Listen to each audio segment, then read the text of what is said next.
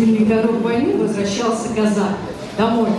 Он мечтал о запахе хлеба, испеченной руками матери, о тихой речной глади, о песнях под гитару с друзьями. И вот вдали показались родные места. Сердце казака забилось чаще. Скоро он увидит своих родных, обнимет мать, услышит смех детей. Скоро война останется позади, как страшный сон. И для вас поет Ольга Бабина с песней «Шел казак на побывку домой».